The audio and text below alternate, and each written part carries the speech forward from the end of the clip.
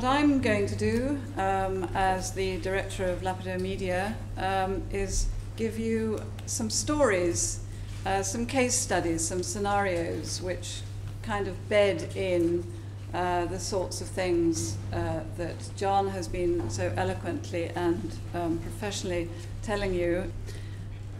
I'm going to speak for about 3 or 4 minutes to introduce the film which we've made, which really reflects the growing groundswell of opinion from across the globe, demanding that the West get religion.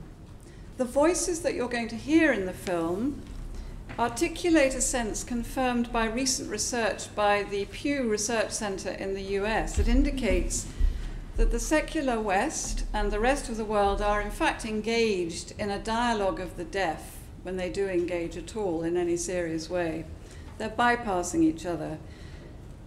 Pew concludes with the following: with growing conflicts engulfing the Middle East, people in the region name religious and ethnic hatred most frequently as the greatest threat to the world. Moreover, publics across the globe see the threat of religious and ethnic violence as a growing threat to the world's future. But in Europe, concerns about inequality trump all other dangers. And the gap between the rich and the poor is increasingly considered the world's top problem by people living in advanced economies, including the US. In other words, the majority world is deeply religious. That small bit of it that still dominates the world's agenda, the secular West, is deeply unaware, I suggest, of what really drives the rest. And I received my first intimation of this mismatch and its implications way back in 1991, when Bernard Levin, the Times columnist, and he one day excoriated Christians for bleating his word so much about persecution. Everyone knew the only people really persecuted for their faith since Roman times were the Jews. He actually wrote. He wrote this extraordinary statement at the end of a century that had seen more Christians massacred for their faith around the globe than all the previous 19 centuries put together. Levin's blind spot was indicative, to my mind, of a far deeper cultural flaw, and that's what I set out to do something about. It has taken 25 years for the story of Christian persecution fully to break, and many, many more have died in that time. Christian persecution is like the canary in the mine shaft when it is about to collapse, so it has been said. It is a sign we need to heed. We do not have another 25 years for religious literacy to take hold, to break. The world is in grave danger from the West's own conceits and complacency. What people believe matters in realpolitik, and this film addresses the media's role in that.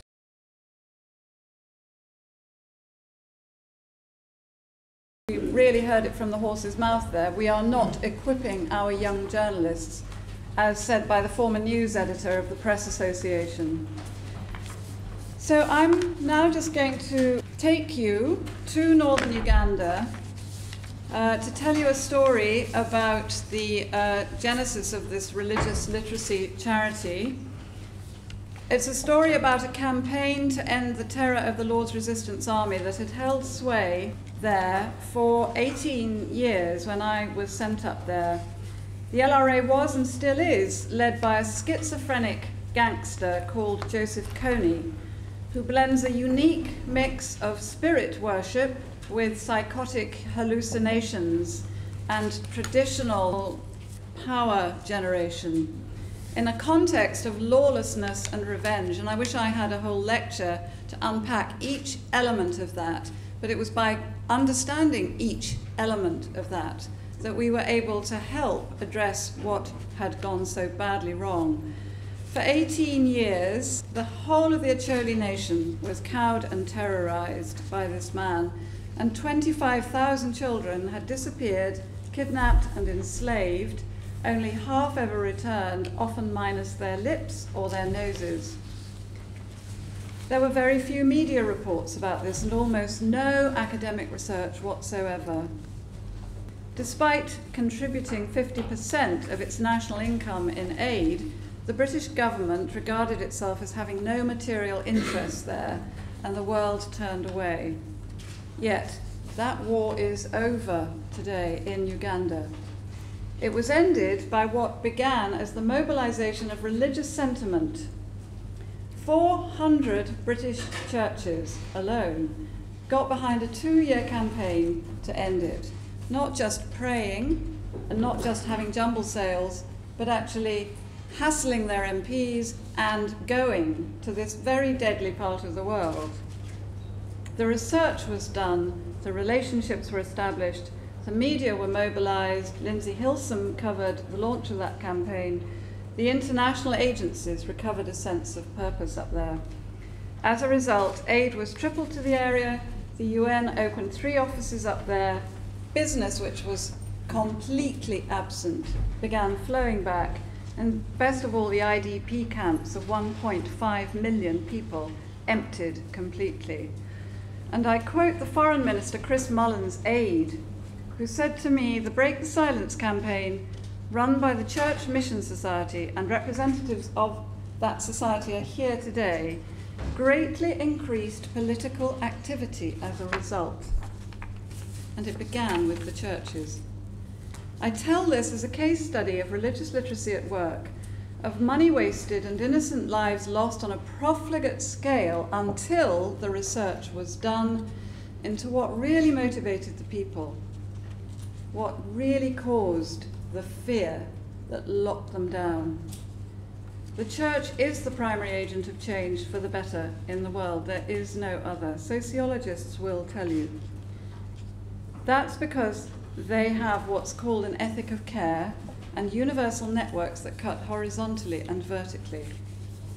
They get the fact that people are motivated by their allegiances, as we heard from Simon Sharma, a great discovery to him, and those allegiances are spiritually anchored.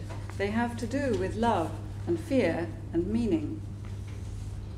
After our media campaign, Jan Egeland, then humanitarian rapporteur for the United Nations Human Rights Council, held a press conference in Kampala in which he said this situation was worse than Iraq. That was after shock and awe.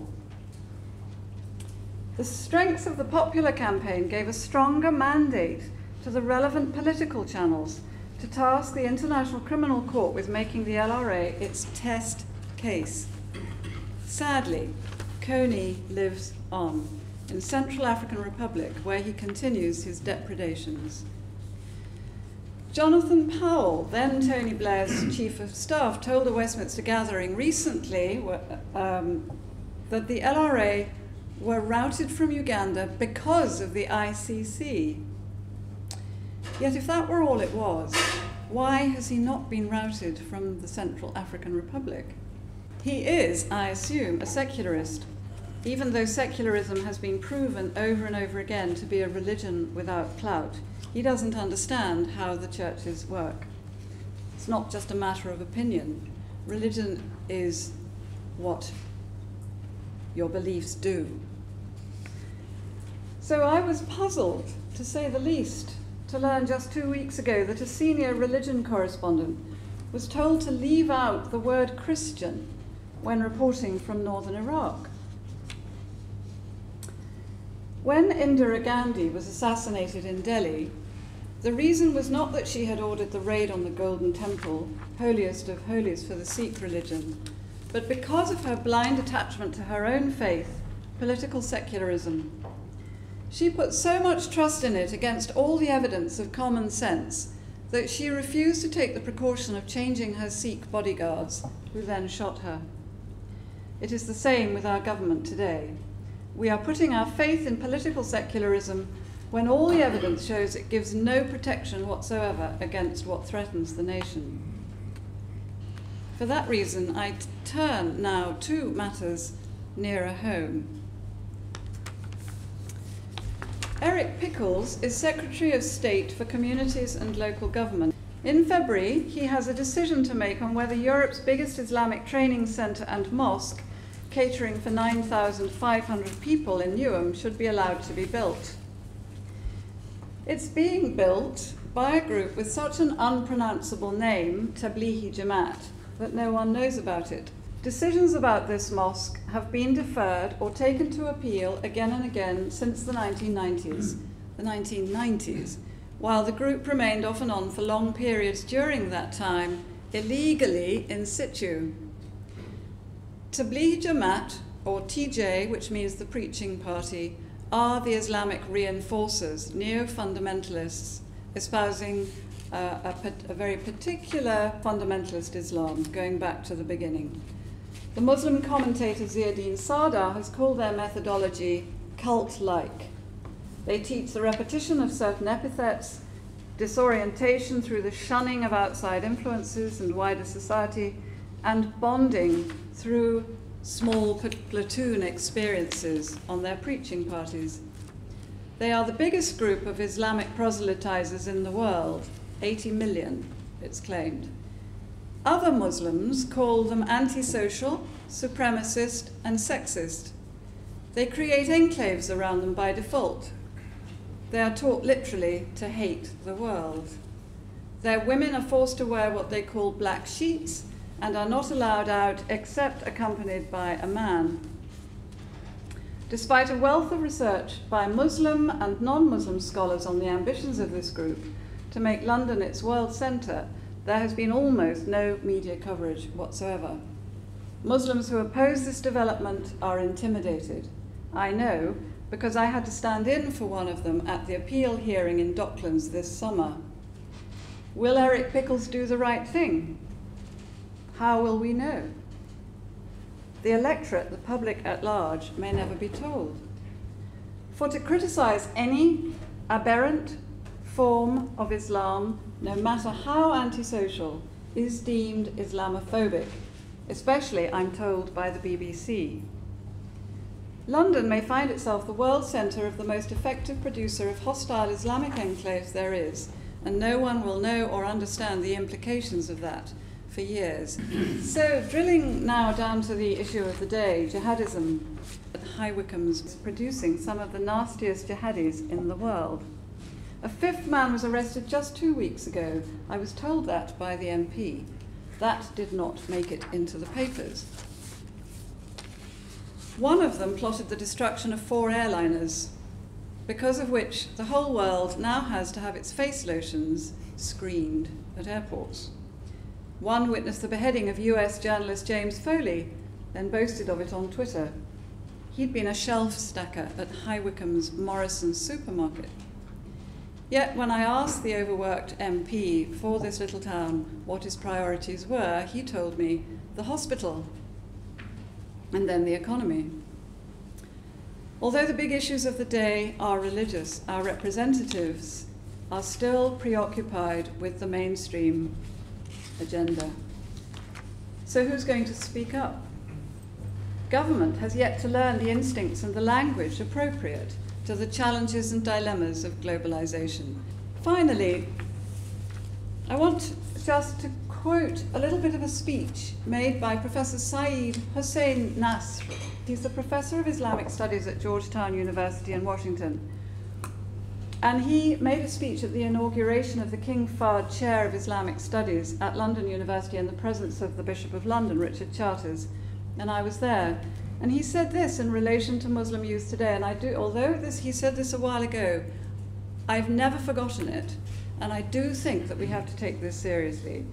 He said, I don't think many Western scholars really appreciate what is going on in Muslim students' minds, in which all he holds sacred is desecrated and torn apart in the name of rational process.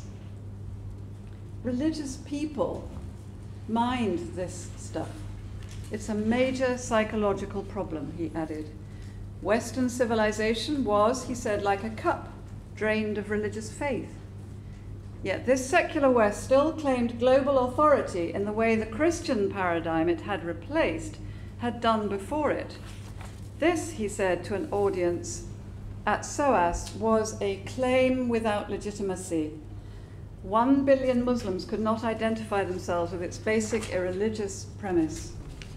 I don't believe in the global village, he said. It was foisted on the Islamic world. That paradigm, which replaced the Christian paradigm, cannot be global. And he used the expression titanic battle being waged between the only religion that was now a match for secularism, and that was Islam. This, I suggest, explains some of the appeal of the caliphate to bored suburban youth. If we don't see this in religious terms and take those terms at face value, we cannot begin to grasp the problems that face us. So, with your indulgence, I will put up before you some practical things that can be done for those who mediate the nation's conversation with itself. I suggest that every newsroom retain at least one religion specialist, or there needs to be a subscription to a specialist organisation who can help, and I would suggest like Lapido Media, naturally. That short courses be tailored to the needs of newsrooms on political religion.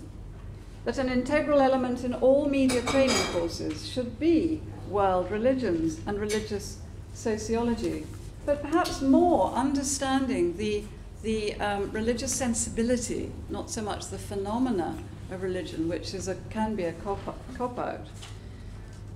Link-ups between media courses such as those run by Lincoln University teaching conflict reporting could be established with nearby theological colleges. There could be some cross-pollination like that.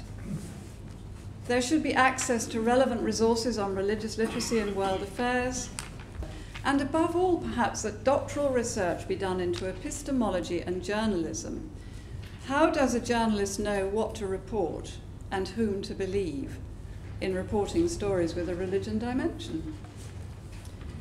I would like to see personally an Institute of Religious Literacy and World Affairs to lead these changes. I believe that somebody has got to take this on board, and naturally that will need funding. You will have a chance later this afternoon to make your own suggestions and pitch in your own ideas for funding for leadership and new cross-cutting initiatives that will end the incoherence in our discourse, incoherence that, as Bishop Angelos so authoritatively said, is costing lives, debilitating nations, and mocking the seriousness of all that is at stake as we give up and go shopping. Together we can change this. Thank you very much.